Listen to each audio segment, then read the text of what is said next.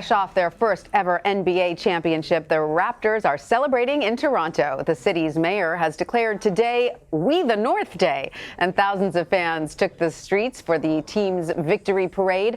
The Raptors defeated the Golden State Warriors last week, and now that the NBA season is over, it's time to talk trades. The first big one for the Los Angeles Lakers. They've acquired Anthony Davis from the New Orleans Pelicans. Bill Reiter joins us now from Los Angeles to discuss. He is the host of Reiter's Block on CBS Sports HQ.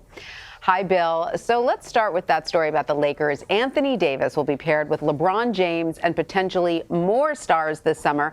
How does this blockbuster trade shift the league's power balance?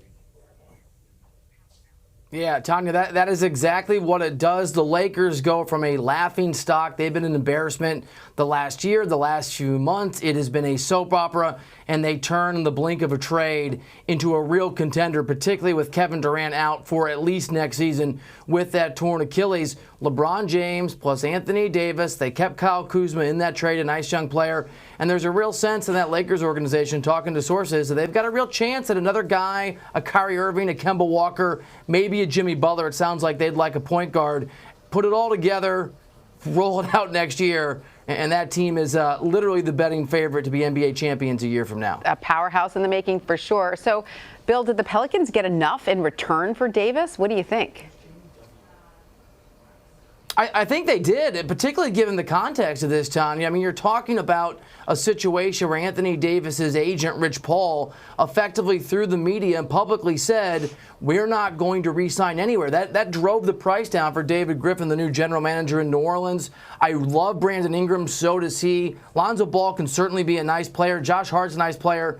And you're talking 3 first-round picks, including the number 4 overall pick in the draft later this week. Yeah, I think given the circumstances, and I understand that AD is a once-in-a-generational player, given the circumstances, I think the Pelicans got a real haul in moving a superstar. They've got a young core they can build around. I think the future's bright in New Orleans. All right, so let's go back to the Raptors, Bill. They are celebrating their championship today, but next season may look a little different. Finals MVP Kawhi Leonard could leave as a free agent this summer.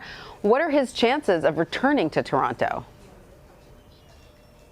Yeah, I mean, I'm going to be honest with you, because anyone who tells you they know is lying. I have no idea.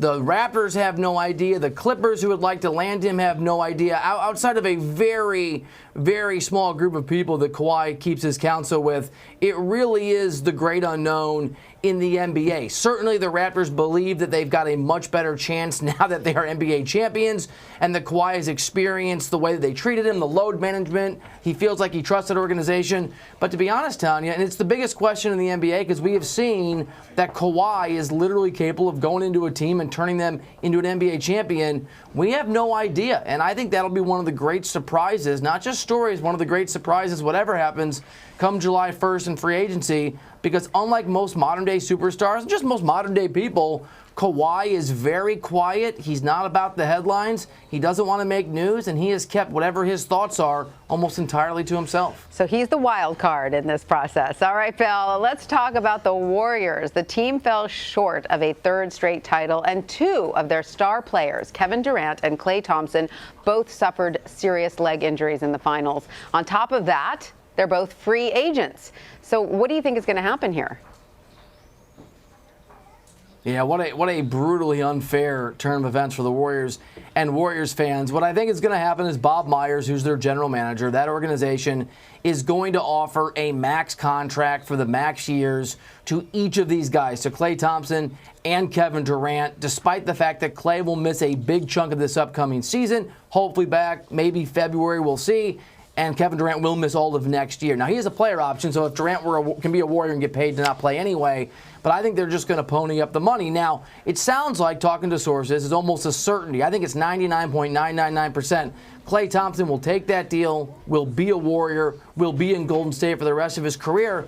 talk to people about Kevin Durant, and you hear a lot of different things around the NBA. A lot of folks feel like he's still leaving for whatever his destination in his own mind's eye was before the injury, maybe the New York Knicks. Others think he'll now stay in Golden State and take the money. So they're going to make the offer to both these guys. But the real question is, what will Kevin Durant do? I think Klay will stick around. We'll have to wait and see if KD with this injury wants to be a Warrior for the long haul. All right, we can talk about basketball forever, but let's turn now to golf. Gary Woodland beat out Brooks Koepka in a neck-and-neck U.S. Open Sunday. Now, he's not a very well-known golfer, Bill. Tell us a little bit about Woodland and how he pulled off the upset win.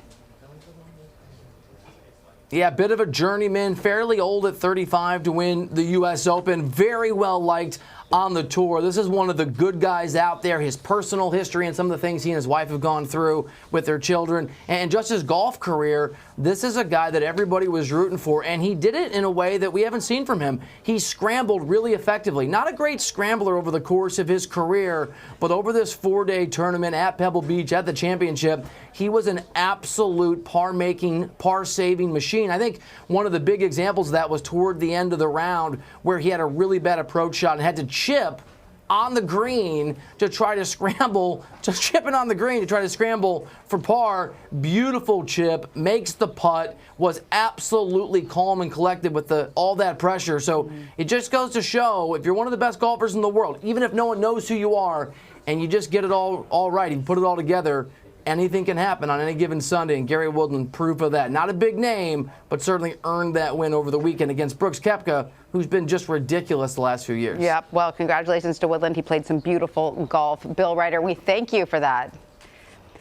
And don't forget, you can watch Bill's show, Writer's Block, live from Los Angeles. It's on every Monday through Friday at 5 p.m. Eastern, only on CBS Sports HQ.